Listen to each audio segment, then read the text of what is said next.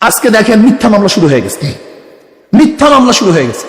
যদি আওয়ামী লীগকে অপবাদ দিয়ে মিথ্যা মামলা দিছে, তাহলে আজকেও যদি মিথ্যা মামলা দাও, তা আওয়ামী লীগের দোষটা কোথায় আমাকে বলুন?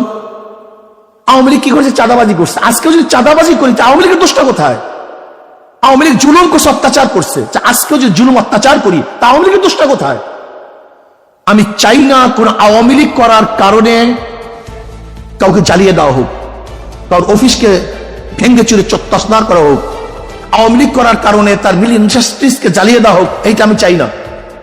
আমি চাই যে অন্যায় করছে তার বিচার হোক, কিন্তু যে অন্যায় করে না, সে যে দলের হোক না কেন, সে আমার শত্রু হোক না কেন, তার বিচার করা যাবে না, তার উপর জুলুম করা যাবে না। এই জুলুম মুক্ত এক দেশ আমরা করতে চাই, প্রত্যেক অধিকারকে প্রতিষ্ঠিত করতে চাই। আমরা এখন জুলুম করতেছি, হাজারো মামলা হচ্ছে, নিরাপদ মানুষের বিরুদ্ধে মামলা হচ্ছে। তাই সে আওয়ামী লীগ করুক, সে নিরাপরাধ, সে ভালো, তার নামে মামলা দেবো কেন? তাহলে আপনিও যখন ক্ষমতা পরিবর্তন হবে, তা আপনার নামে তো মামলা দিবে। এই সংস্কৃতি চলবে কেন? আমরা চাই প্রাইম মিনিস্টার রাস্তায় হাঁটবে, কেউ কাউকে বলবে না।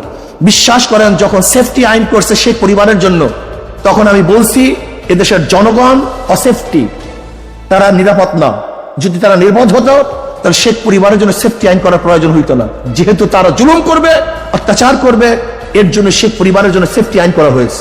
এই সেফটি আইনকে আমি আর দেখতে চাই না।